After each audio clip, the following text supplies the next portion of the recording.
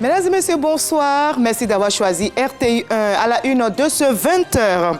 Le président de la République, Alassane Ouattara, a reçu ce mardi Monseigneur Ignace Bessi Dogbo, archevêque métropolitain d'Abidjan, et le PDG d'un groupe minier canadien, leader de la production d'or en Afrique de l'Ouest. Une nouvelle mine d'or sera bientôt construite dans l'est du pays, dans le département de Tanda. Le nouveau siège de la Cour des comptes a été inauguré. Le vice-président Tiemoko Melet Kone a procédé à la dédicace de l'édifice aujourd'hui même. C'est un bâtiment de 3 étages qui devrait permettre de regrouper sur un même site l'ensemble des travailleurs de la juridiction suprême de contrôle des finances publiques. La CGC Academy à Abidjan a clos ses travaux après 48 heures. Les participants ont fait des recommandations pour booster le développement de l'industrie des services. Et au nombre des recommandations figure la fixation d'un quota de femmes entrepreneurs pour l'accès au marché public en Côte d'Ivoire. Et dans ce 20h, nous aurons le témoignage d'un ancien malade du cancer du sein. La maladie ne touche pas que les femmes, on en parle aussi chez les hommes. Et le cancer représente 1% des cas recensés chaque année à travers le monde. Comment vaincre donc le cancer du sein chez les hommes? Réponse tout à l'heure, ne manquez pas ce 20h. Soyez les bienvenus sur RTI 1. Une mine d'or sera bientôt construite dans l'Est ivoirien, précisément dans le département de Tanda. L'annonce a été faite par le PDG du groupe minier canadien Endeavour Mining, leader de la production d'or en Afrique de l'Ouest. Et il a été reçu, vous allez le voir aujourd'hui même, par le président Alassane Ouattara. Avant lui, le chef de l'État s'est entretenu avec Monseigneur Ignace Bessi Dogbo, archevêque métropolitain d'Abidjan, Alexis Ouedraogo. Ce mardi, au palais présidentiel au Plateau, une bonne nouvelle arrache un sourire au chef de l'État. Le président directeur général du groupe Endeavour Mining, l'un des principaux producteurs d'or au monde et le plus grand d'Afrique de l'Ouest, Ian Cockerill, est venu annoncer en primeur au président Alassane Ouattara la construction d'une nouvelle mine d'or dans l'est du pays, précisément dans le département de Tanda. Une 3e mine, après celle d'Iti et de Lafigué, inaugurée le 19 octobre dernier. Le président, directeur général de Endeavour est très heureux et honoré d'être reçu par le président de la République parce qu'il voulait lui annoncer en primeur une très bonne nouvelle du groupe Endeavour qui est présent en Côte d'Ivoire et qui va réaliser son 4e investissement, donc qui a déjà 3 investissements ici. Le 4e investissement avec la mine de Tanda, dont Tanda Iguela, qui va en principe produire son premier lingot d'or à la mi-2028. Le projet va susciter plus de 4000 emplois directs et indirects.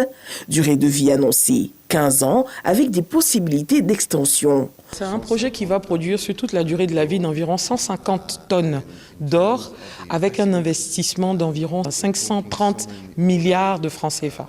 Un peu plus tôt, le chef de l'État recevait Monseigneur Ignace Bessi Dogbo, nouvel archevêque métropolitain d'Abidjan. J'ai pris possession canonique du siège le 3 août et j'ai souhaité rencontrer le président de la République pour lui faire mes civilités parce que, pour parler de manière imagée, c'est lui le chef du village. Et donc il était important que je vienne le saluer pour lui dire que je suis là et qu'il peut compter sur mes prières pour que le pays avance sur le chemin de la paix et du développement. Nommé le 6 octobre dernier par le pape François, Monseigneur Ignace Bessi Dogbo sera créé cardinal le dimanche 8 décembre prochain à Rome. La cérémonie a drainé du beau monde aujourd'hui. Le nouveau siège de la Cour des comptes a été inauguré. Le vice-président Tiemoko Melet Kone a procédé à la dédicace du nouvel édifice. C'est un bâtiment de 3 étages qui devrait permettre de regrouper sur un même site l'ensemble des travailleurs de la juridiction suprême de contrôle des finances publiques. Mama Traoré, Barnabé Konan pour le reportage. Un bâtiment imposant de 3 étages, digne d'une institution de la République. Situé à Cocody-Angré, 7e tranche, l'édifice est destiné à servir de siège à la plus haute juridiction de contrôle des finances publiques, la Cour des comptes, institution créée en 2018 sous l'impulsion du président Alassane Ouattara. Ce mardi, le vice-président de la République, Tiemoko Melet Kone, inaugure le tout nouveau quartier général de la Cour des comptes Il comprend des bureaux, une salle d'audience, des locaux techniques. Outre les présidents d'institutions et ministres présents, cet événement a pour invité spécial le premier président de la Cour des comptes de France, Pierre Moscovici. Notre relation est empreinte d'une amitié très forte entre deux pays et deux peuples. Nous devons chérir cette richesse qui n'a cessé de se renforcer. Au-delà de notre histoire commune, nous avons écrit de nouvelles pages de cette destinée et cette relation entre nos deux pays, elle est exemplaire. Je terminerai en exprimant tout mon soutien à la Cour des comptes de Côte d'Ivoire dans cette nouvelle étape de son histoire. Je suis certain que cet édifice, que ces nouveaux locaux lui permettront de parachever la très grande transformation qui a commencé grâce à votre engagement, qui va se poursuivre ici avec encore plus de force, au bénéfice, je n'en ai aucun doute, de tous les citoyens ivoiriens. Bâti sur 3600 mètres carrés, le nouveau siège de la Cour des comptes aura l'avantage de réunir sur un même site et dans des conditions requises l'ensemble des travailleurs. Selon le président de l'institution, Kanvali Diomandé, cette réalisation n'aurait pu être sans l'appui du chef de l'État. Ce siège incarne à lui seul une ferme volonté politique, la maturité institutionnelle et la responsabilité envers les citoyens. C'est une fierté pour la Cour des comptes, mais bien plus encore pour notre pays, qui réaffirme ainsi son engagement à promouvoir la redevabilité financière. Le nouveau siège de la Cour se dresse désormais comme un témoin de l'ancrage durable de la Cour des comptes dans le dispositif institutionnel de l'État. Ce siège, dans sa fonctionnalité, doit permettre à la Cour des comptes d'accompagner les changements structurels et de répondre aux défis de demain avec efficacité et probité. Piloté par le BNET, Bureau national d'études techniques et de développement, le projet de construction du siège de la Cour des comptes prévoit l'achèvement dans le même périmètre en décembre 2025 d'un autre bâtiment de type R+2, tout ceci pour un coût global d'environ 5 milliards de francs CFA. Dans l'actualité nationale également, la 12e édition de la CGC Academy a clos ses portes après 48 heures de travaux. Et notez que les participants ont fait des recommandations pour booster le développement de l'industrie des services. Et au nombre de ces recommandations figure la fixation d'un quota de femmes entrepreneurs pour l'accès au marché public dans notre pays. Dangui Soroabou. Au bout de 2 jours de conférences, 2 panels ou tables rondes éclatées ainsi que des expositions sur fond de promotion de l'industrie des services, le rideau est tombé sur la 12e édition de la CGC Academy. Les réflexions d'experts, de décideurs, d'entrepreneurs ont été sanctionnées par un chapelet de recommandations au nombre desquelles figure la fixation d'un quota de femmes entrepreneurs pour l'accès au marché public en Côte d'Ivoire. On a réussi à faire passer des messages qui est de dire regardons le service encore plus que ce qu'on a fait aujourd'hui et que là-dessus on peut créer plus d'emplois et je pense que non seulement pour nous-mêmes en tant qu'entrepreneurs pour le secteur privé mais pour le secteur public c'est un sujet important. Représentant le président de la République à cette cérémonie de clôture de la CGC Academy 2024, Eugène Akaolé a encouragé la Confédération générale des entreprises de Côte d'Ivoire à travailler à la mise en œuvre de ces recommandations. Les différentes recommandations produites par le comité scientifique constituent de ce point de vue une importante source d'engagement pour l'avenir. Chers participants, en vous adressant mes vives félicitations au nom du président de la République pour la pertinence et le caractère pragmatique des recommandations issues de ces assises, je voudrais vous exhorter à tout mettre en œuvre afin que ces résolutions soient suivies d'effets. La clôture de la CGC Academy 2024 a par ailleurs eu une allure de coup de motivation des entrepreneurs et décideurs présents. Des acteurs du monde du sport, notamment Myriel Aoré, Cheikh Cissé et MRC Faye, ont tour à tour partagé leurs expériences de courage, de résilience et de détermination sur le chemin du succès. Voilà, et la 12e édition de la CGC Academy s'achève. Le Salon international des ressources extractives et énergétiques édition 2024 ouvre ses portes demain 27 novembre jusqu'au 2 décembre prochain. Et à quelques heures de la cérémonie de lancement, notez que les équipes techniques sont à pied d'œuvre, comme vous le voyez sur ces images, pour faire de ce rendez-vous une réussite. 300 prestataires pour la fabrication de plus de 50 stands. Ces expositions porteront sur les mines, le pétrole et l'énergie. Cette rencontre verra la participation d'une vingtaine de délégations officielles provenant de pays africains et européens. On va faire un petit tour plus loin, à Vienne, en Autriche, où se tient une conférence ministérielle et c'est à l'initiative de l'Agence internationale de l'énergie atomique. La Côte d'Ivoire veut saisir l'opportunité du nucléaire pour accroître son développement, aboutir notamment à une sécurité alimentaire, à la santé pour tous ou à une gestion optimale des ressources naturelles. Envoyé spéciaux à Vienne, en Autriche, Jean-Luc Bango, Fernand Conan. Vienne, capitale autrichienne, accueille du 26 au 28 novembre la conférence ministérielle de l'Agence internationale de l'énergie atomique sur la science, la technologie et les applications nucléaires. Présente parmi les nombreuses délégations, celle de la Côte d'Ivoire, conduite par le ministre d'État Kobena Kwasi Adjoumani et le ministre de la Santé Pierre Demba, porte un message d'ambition et de partenariat. Le programme de coopération technique de l'AIEA constitue le cadre privilégié de référence pour faciliter la prise en main au plan national des sciences et technologies nucléaires promues par l'agence, leur appropriation et leur utilisation sûre et sécurisée en vue de l'atteinte des objectifs nationaux de développement. Le ministre d'État, Kobena Kwasi Adjoumani, a salué les opportunités qu'offre cette conférence pour le développement agricole et la santé en Côte d'Ivoire. Je voudrais, au nom de son Excellence M. Alassane Ouattara, président de la République de Côte d'Ivoire et du gouvernement ivoirien, remercier le directeur général de l'AIEA pour les efforts déployés en faveur de notre pays en vue de la mise en œuvre du programme de coopération technique offrant une opportunité unique d'accélérer le développement national à travers l'utilisation des sciences et techniques nucléaires dans les domaines prioritaires de développement. Avec des avancées déjà perceptibles dans le dépistage du cancer, le traitement des sols ou encore la préservation des ressources en eau, la Côte d'Ivoire illustre l'impact des applications nucléaires dans des secteurs clés. Un engagement qui témoigne de la volonté ivoirienne de s'appuyer sur les sciences pour relever les défis de demain dans un partenariat renforcé avec l'AIEA et la communauté internationale. On voit comment la Côte d'Ivoire s'active.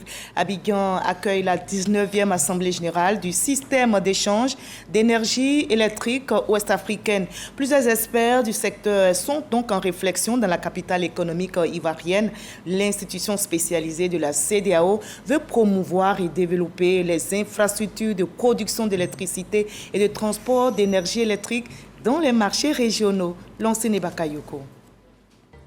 Cette 19e Assemblée générale du système d'échange d'énergie électrique ouest-africain ici à Abidjan est un rendez-vous de réflexion constructive en vue de dynamiser le futur marché de l'électricité au sein de la CEDEAO. La configuration actuelle du réseau interconnecté du WAP ne permet pas l'échange permanent et sécurisé de puissance entre zones. Cela limite la pleine opérationnalisation du marché régional de l'électricité de la CEDEAO, dont l'objectif est d'assurer à moyen et long terme aux citoyens de la CEDEAO l'accès régulier et fiable à une énergie électrique abondante à un coût compétitif. Cette initiative stratégique, dont la Côte d'Ivoire devrait être l'un des grands bénéficiaires, vise à améliorer l'approvisionnement en électricité, à promouvoir l'efficacité énergétique et surtout à catalyser le développement économique de la région. Pour la construction de ce marché régional, il est impératif de relever 3 principaux défis.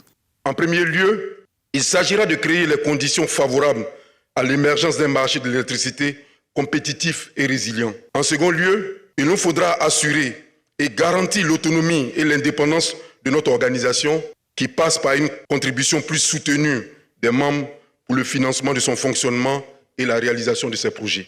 Nous devons renforcer nos procédures et rationaliser nos charges tant au sein du secrétariat général que du conseil exécutif pour plus d'efficacité et d'efficience. Cette Assemblée générale représente une opportunité pour la Côte d'Ivoire de renforcer son engagement envers une intégration économique durable et inclusive au sein de la sous-région ouest-africaine. D'ambitieux projets d'interconnexion avec quelques États voisins sont déjà engagés.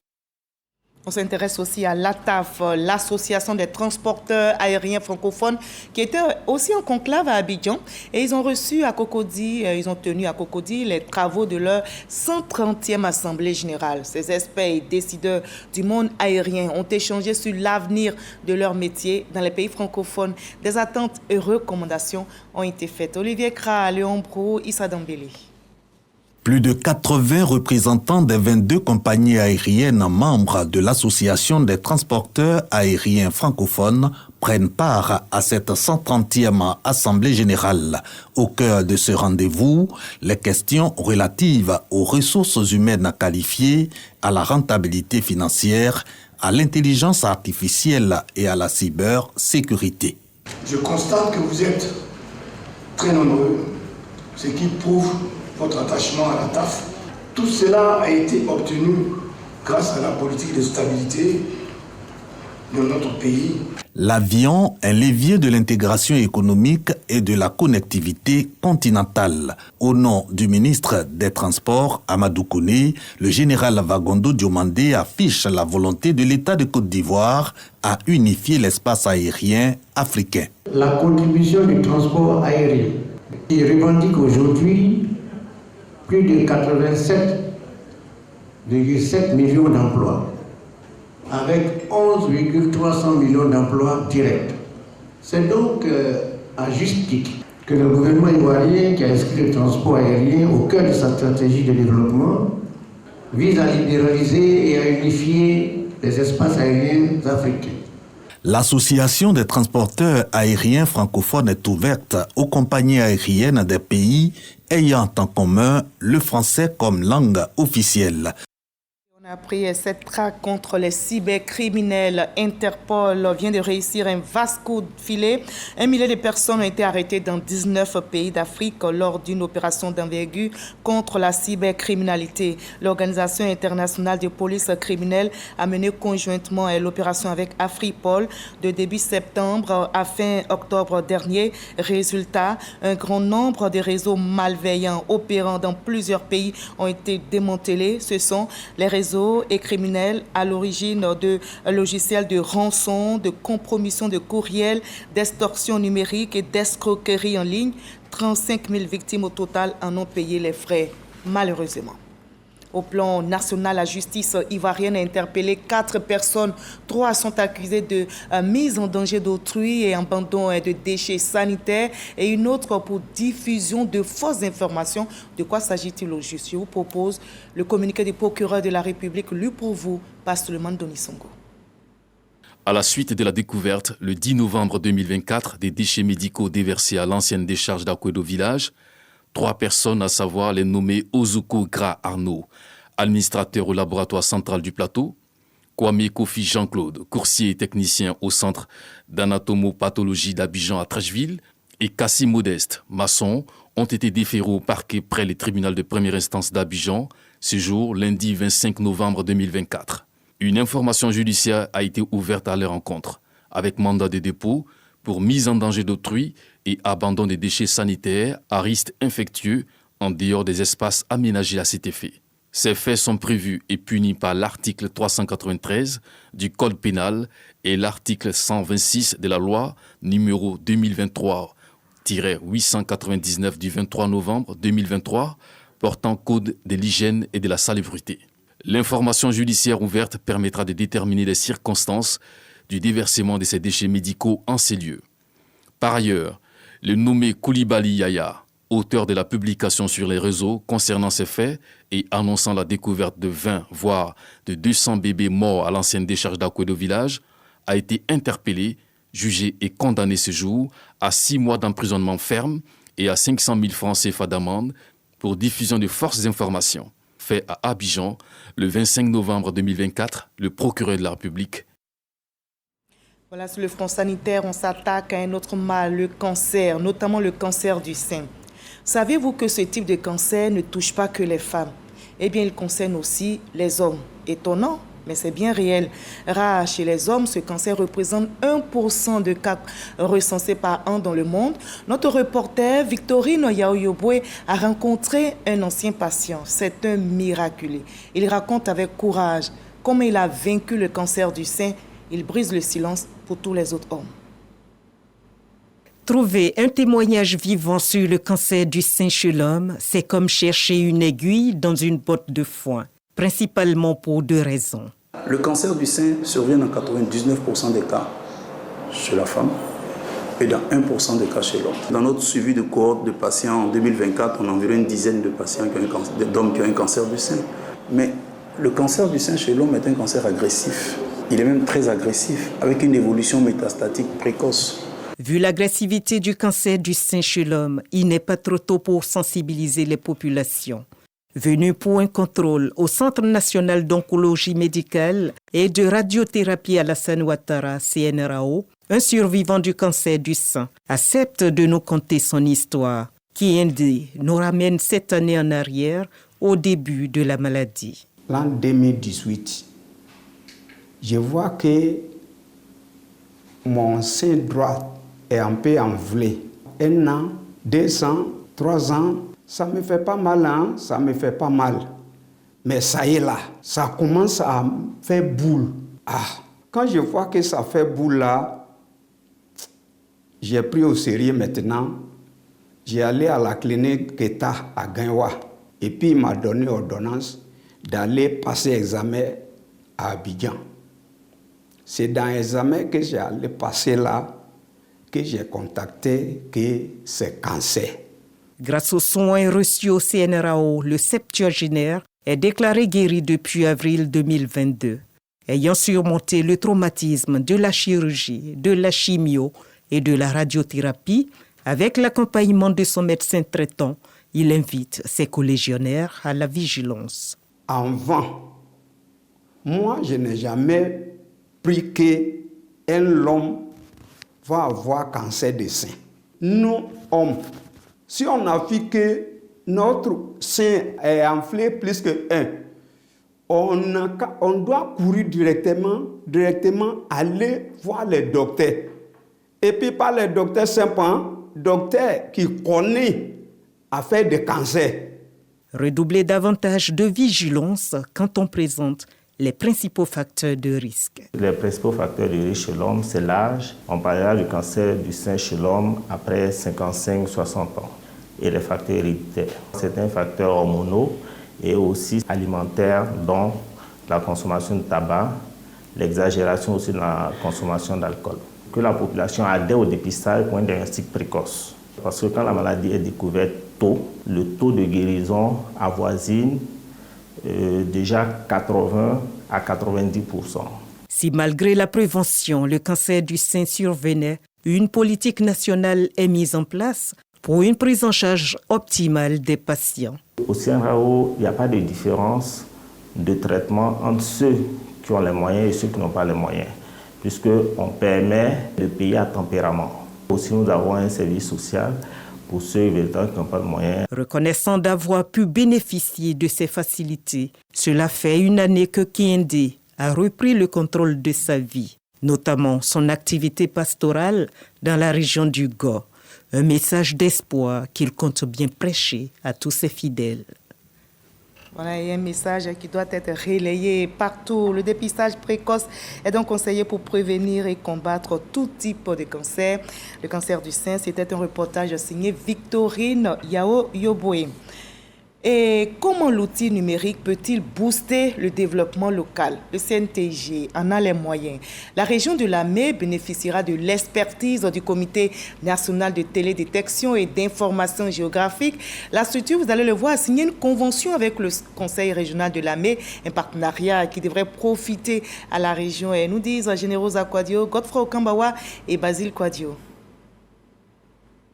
À Adzopé, dans la région de Lamé, un grand pas pour le développement local a été franchi. Un échange de paraffeurs pour sceller un partenariat stratégique. Le directeur général du Comité national de télédétection et d'information géographique et le président du Conseil régional de Lamé ont officialisé cette collaboration qui vise à renforcer la planification des projets de développement et à mieux gérer les territoires grâce aux technologies modernes développées par la structure. Les premiers axes de notre collaboration porteront sur l'élaboration de l'outil IGRégion, qui sera donc une boussole de la conduite de la programmation d'action du président.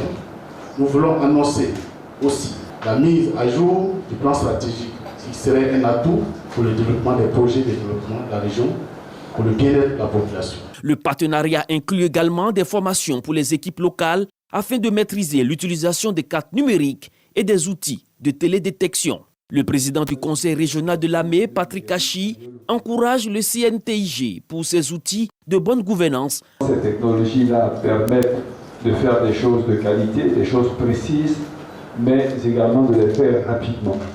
Donc la digitalisation, le numérique, la géolocalisation sont des instruments qui sont étroitement liés à la qualité de la gestion de toute institution, de toute organisation. Ce partenariat entre le CNTIG et la région de Lamé ouvre la voie à un développement territorial inclusif et durable. Une initiative novatrice qui pourrait servir de modèle à d'autres régions de la Côte d'Ivoire. Voilà, et la paix fait le lit du développement. Le ministère de la Cohésion nationale et de la solidarité, de la lutte contre la pauvreté et les organisations de la société civile scellent un partenariat. C'est un engagement en vue d'une synergie d'action pour le renforcement de la cohésion nationale et de la paix dans notre pays à quelques mois des échéances électorales. Michel Mambo-Sogodogo. Les organisations de la société civile engagées aux côtés du ministère de la Cohésion nationale, de la solidarité et de la lutte contre la pauvreté pour gagner le pari d'une élection apaisée en 2025, le partenariat est scellé. Nous avons estimé qu'il était essentiel d'avoir des programmes nouveaux qui impliquent à la fois des décideurs politiques, mais aussi les communautés à la base, afin de construire de manière cohésive et de manière cohérente des programmes de paix qui sont bâtis sur la résilience des populations. Une Côte d'Ivoire paisible, même en période d'élection. Un cadre permanent de concertation est ainsi créé. Il s'agit d'un espace de dialogue et de synergie d'action au service de la paix. Dans un contexte marqué par la persistance des menaces émergentes, avec des défis sécuritaires et sociopolitiques, il est primordial de mettre en place des mécanismes de concertation, de collaboration et de coopération entre tous les acteurs sociaux afin d'adresser ces problématiques dans un élan de solidarité. Mon département ministériel s'engage à travers la mise en place de ce cadre permanent de concertation et de collaboration à travailler en toute synergie avec vous. Prenez part à cette signature de convention avec le ministère en charge de la cohésion nationale, une dizaine d'ONG et associations de la société civile, ainsi que plusieurs partenaires techniques, notamment le PNUD, l'Union européenne et Interpis. Je vous convie à une autre réunion, celle organisée par la ministre de l'Éducation nationale et de l'alphabétisation. Maria Toukone a reçu l'association des chefs d'établissement et adjoints du secondaire de notre pays. Ils ont évoqué la paix et la concorde pour une année académique 2024-2025 réussie. Juliette Ouya. Ils sont venus réitérer leur soutien à la vision de la ministre de l'Éducation nationale et de l'alphabétisation. Les membres de l'Association des chefs d'établissement et adjoints du secondaire de Côte d'Ivoire, ACACI, ont échangé avec la ministre Maria Toukone. École de qualité, amélioration des conditions de travail, respect scrupuleux du calendrier scolaire et lutte contre la fraude pendant les examens de fin d'année, des sujets au centre de cette rencontre. Nous repartons très satisfait. Elle a montré le rôle et la responsabilité du chef d'établissement et nous sommes prêts à travailler main dans la main pour que l'école ivoirienne soit une école de qualité, une école d'excellence. La ministre de l'Éducation nationale et de l'alphabétisation, Maria Toukone, a exhorté l'association des chefs d'établissement et adjoints du secondaire de Côte d'Ivoire à s'engager pleinement pour un système éducatif de qualité. L'école n'a pas de couleur politique. L'école n'a pas d'ethnie. L'école n'a pas de religion. On doit pouvoir travailler ensemble pour améliorer la qualité de notre système éducatif. Le président de la République m'a mis en mission avec une vision. Il m'a mis en mission avec des instructions. C'est ce que j'ai essayé de faire et j'espère qu'on le fait bien puisque les Ivoiriens nous apprécient, les partenaires nous apprécient. Les cas de fraude sont en train de baisser de façon drastique. En Côte d'Ivoire, l'année académique 2024-2025 est placée sous le thème « Soyons des citoyens responsables pour une école de qualité ». Voilà, et c'est la fin de ce 20h. Merci de l'avoir suivi. Ne décrochez surtout pas. Après ce journal, la direction des magazines d'information vous invite à suivre votre émission. RTI 1 reçoit un numéro consacré à la jeunesse. Hamza Diaby échangera avec son invité du jour, le ministre de la Promotion de la Jeunesse, de l'insertion professionnelle et du service civique, Mamadou Touré. Notez que ce programme sera diffusé en simultané sur les antennes de Radio Côte d'Ivoire. Très belle soirée sur RTI 1. Moi, je vous dis à demain 20h, promouvons la paix.